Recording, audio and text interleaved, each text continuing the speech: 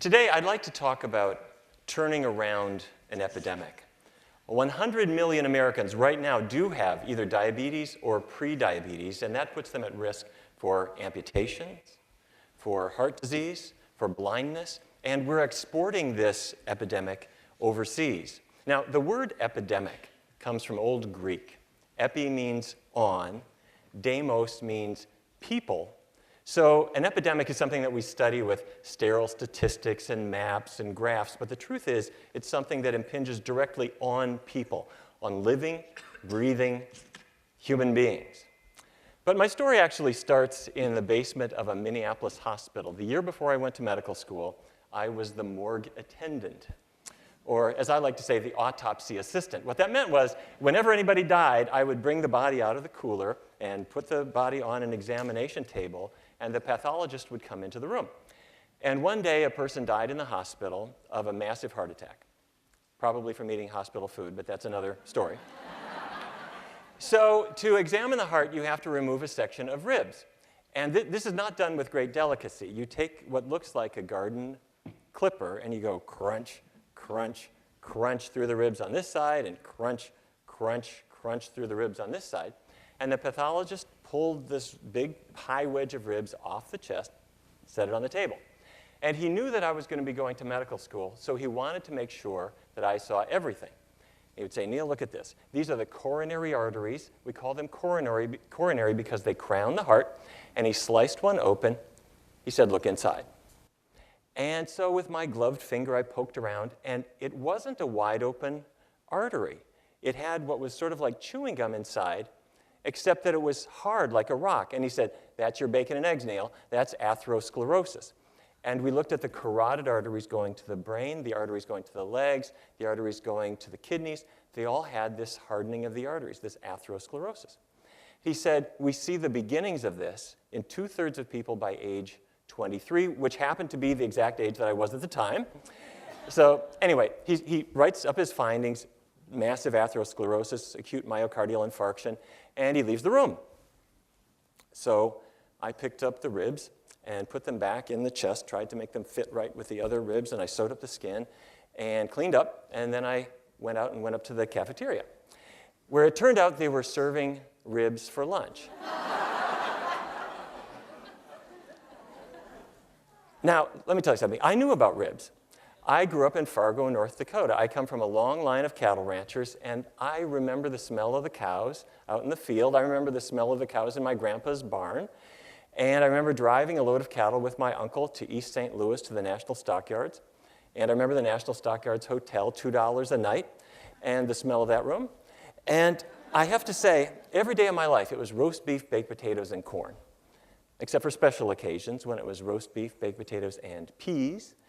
And that's sort of the way we ate. But my father did not like the cattle business. So he left the family farm, and he went to medical school. And he spent his life at the Fargo Clinic treating diabetes. He became the diabetes expert for the whole region. And I have to say, my father really was frustrated because patients were given diets that they did not like. What we would say is, or what they would say is, diabetes is a condition where there's too much sugar in your blood. So don't eat anything that turns to sugar. So don't eat bread, don't eat fruit, don't eat pasta, don't eat rice, don't eat sweet potatoes, don't eat regular potatoes, don't eat beans, don't eat carrots. All these things had to be limited, and while you're at it, cut calories. And that's what people were supposed to adhere to. That gets old by Wednesday. Patients were also given medicines, and they were given needles and instruction on how to stick their fingers and how to inject insulin. And despite all of this, diabetes never got better. It always progressed. And it then became something that we were exporting overseas. And when I got out of medical school, we had more medicines. And I think we had sharper needles. But to tell you the truth, it was the same sort of result. We had unhappy patients, and we never, ever cured this disease. It never turned around. It was always considered a progressive disease. But there were two scientific discoveries that really turned all of this around. And the first one was taking the widest possible lens. If you look around the world at those countries that have the least diabetes, like Japan, for example, they weren't following anything like the diet that we were giving to diabetic patients. They weren't saying, gee, I'm not going to eat rice, I won't eat noodles. They eat this kind of food all the time. It's front and center on their plate. And the second discovery came from looking inside the cell, especially the muscle cell. And the reason we look at muscle cells in particular is that's where glucose is going. That's where blood sugar is going. That's the fuel that powers your movement. You know about a person who's running a marathon? What are they doing in the weeks leading up for it? They're carbo-loading. So they're eating pasta and they're eating bread to try to get that glucose into the cell for energy. And that is the problem in diabetes. Because glucose is there outside the cell trying to get inside. In order to get in, it needs a key, and that key is insulin. Now, what if I get home, and I'm getting up to my front door, and I take my key out of my pocket, I put it in the front door. Wait a minute. It's not working. And there's nothing wrong with my key. But I look in the lock, and while I was gone, somebody put chewing gum in my lock. So what am I going to do? Crawl in and out the window? No. I'm going to clean out the lock. Well, when a person has diabetes, their insulin key is not working. Why would that be? Why could insulin not signal this? What's supposed to happen is the glucose is supposed to enter into the cell. And glucose is the key that makes that happen. But the reason it doesn't happen, it's not that there's chewing gum inside the cell. What there is fat. Fat, little globules of fat. Now, I have to say, doctors hate words like fat. It's got one syllable. So we want to call it intramyocellular lipid. Intra means inside. Myo means muscle. Cellular means cellular. Lipid means fat. Intramyocellular lipid is fat inside your muscle cells. And that is what interferes with insulin's ability to work like a key to signal glucose coming in. Now, in 2003, the National Institutes of Health gave my research team a grant and said, let's test something completely different. Instead of limiting breads and all of these kinds of things, what if fat is the issue, what if we have a diet that has effectively no fat in it? Well, where does fat come from?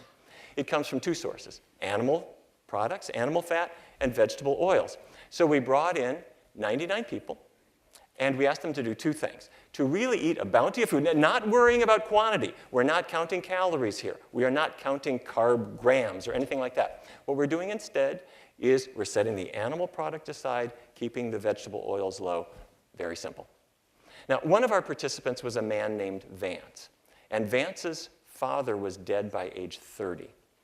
Vance was 31 when he was diagnosed with diabetes. He was in his late 30s when he came to see us.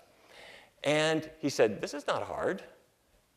Unlike every other diet he'd been on, we didn't care how many carbs he ate or how many calories or how many portions. If he was having chili, not a meat chili, it would be a bean chili, chunky vegetable chili. If he was having spaghetti, instead of a meat topping, it would be topped with artichoke hearts and wild mushrooms and chunky tomato sauce and that kind of thing. Very, very easy.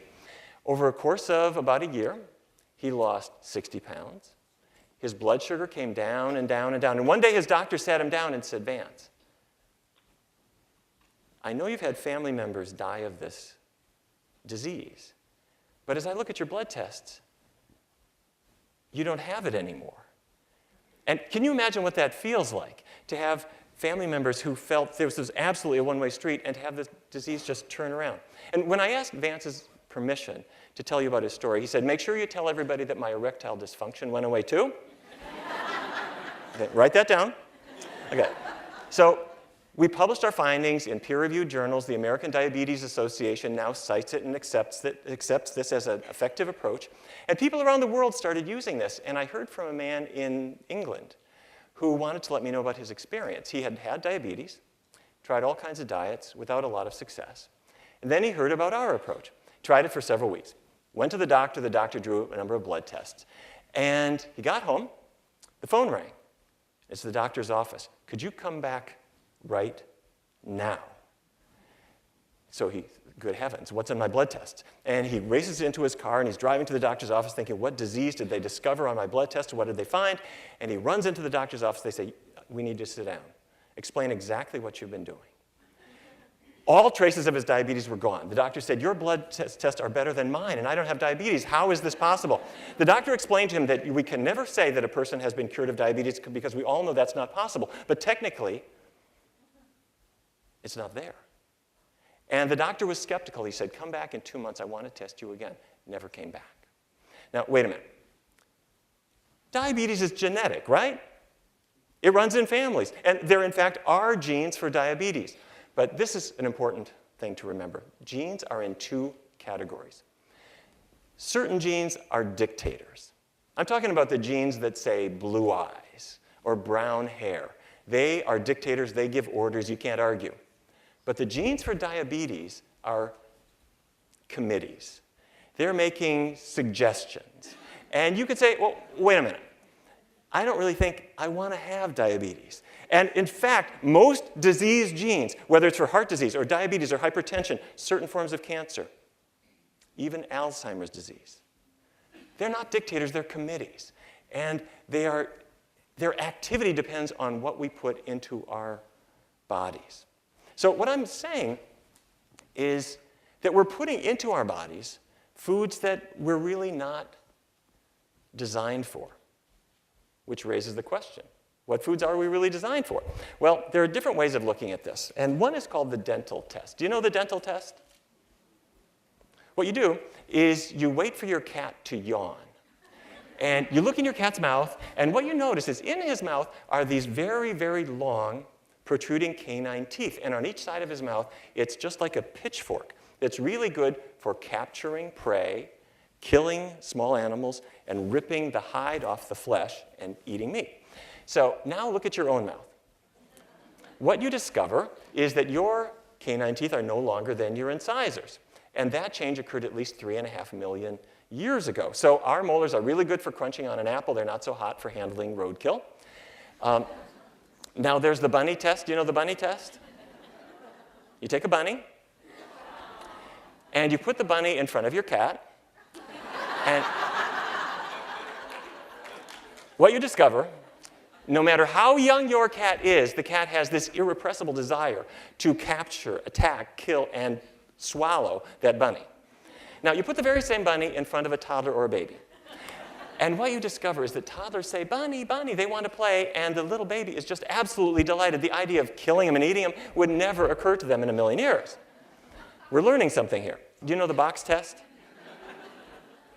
You take a box that was used to carry electronic equipment, and you look around in the bottom, and what you find is silica gel. And silica gel is there to take moisture out of the box. And apparently, the manufacturers of silica gel have realized that human beings are so indiscriminate in our eating habits that they have to put these words on their do not eat. So here's how I put this together. Human beings are naturally herbivores, but we're really easily thrown off track. So now, the fact of the matter is, before the Stone Age, people would have been just terrible hunters, really. You know this is true because we're not very quick. Now, a lion is quick. A lion can capture easily. In the forest, a lion can easily catch a gazelle. A hawk or an owl can easily catch a mouse. Humans, we sort of catch cold. That's like it. We don't really detect prey very well. We don't have sensitive noses. If you look at a dog has a very highly developed sense of smell. They can detect prey at long distances, which is why they are used in airports to detect bombs and drugs and that kind of thing. And their sense of hearing far outstrips ours. They are outfitted to be able to detect prey. Now, human beings, we have cute noses and we have cute ears, but we really are pathetic as hunters. And if you're going to succeed as a carnivore, you need good sharp claws, good sharp teeth. You need to be very, very quick, and you need to have sensitive hearing, sensitive smell, sensitive vision. Which actually raises the question, what is the most sensitive part of the human body? What do you think? Well, I actually learned the answer. As I was coming here, I was at the airport, and the TSA agent pulled me aside, and he said, I got to do a pat down, but when I get to a sensitive part of your body, I'll use the back of my hand. And I realized that apparently the most sensitive part of the human body must be our backside, I guess. So anyway, what I take from this is that meat eating began somehow. How did it begin? I put that question to Richard Leakey. And Richard Leakey, the famous paleoanthropologist, and what he said was, you know, human beings as herbivores. You don't have to be quick. You don't have to be particularly sharp or sensitive, because you don't really have to sneak up on a strawberry. It's just sitting there. It's not doing anything. But to become carnivores really took some work. And it probably started as scavenging. In other words, a lion doesn't eat everything. When they walk away from the little pile of bones they've left, there's a little meat there, and humans could relatively easily sneak in and cut some of that off and take it back. Now, that requires having some tools to do that with. So once the Stone Age arrived, then we had the possibility of actually doing that. And once we had arrowheads and axes and that sort of thing, then we were really onto something. Meat eating really became a big thing. But we have pre-Stone Age bodies. To this day, when a person puts into their body plant foods, their arteries open up again. Their diabetes starts to get better. Their weight starts to come off. Their body starts to recover. Now, Americans, unfortunately, are really not on the diabetes reversal diet. Americans today eat more than 1 million animals per hour. And the Centers for Disease Control and Prevention say that 1 in 3 kids born in the year 2000 and in the years since is going to get diabetes at some point in their life. And you see the truth of it. Turn on the television. Half the commercials are for burgers, chicken wings, snack foods. The other half of the commercials are for medicines to undo the effects of all the foods that we're eating. So that's where we are. And what if it happened that instead of 100 million Americans having diabetes or pre-diabetes, what if all 100 million have diabetes itself, or more people than that, and all of them need medicines and testing and hospital care and so forth? Financially, it's a disaster. But personally, the personal cost is just incalculable. Now, I think we're starting to turn the corner. My family has promoted meat for generation after generation after generation. However, in 2004, we reached a peak at 201.5 pounds of meat. That's what the average person consumed in that year. And in the subsequent years, it's dropped and dropped and dropped. We're now under 190, and hopefully that downward trend will continue. But to this day, doctors, dietitians, nurses, they will say diabetes is a one-way street. It never goes away. But that was before we looked around the world and saw, there are dietary patterns that are more healthful. And that was before we realized that looking inside the cell, we can understand how this occurs, and we can understand how to reverse this process. And it was before we realized that patients will make bigger changes than we gave them credit for. So families like mine that have been selling meat for generations, instead, maybe we can sell carrots and asparagus and sweet potatoes and beans. And hopefully the autopsy room will be more neglected than ever, because people are going to live longer and they're going to live better. And maybe the hospital cafeteria, instead of serving ribs, could serve a bounty of healthful foods. And instead of studying epidemics, maybe we can celebrate a resurgence of health. Thank you very much.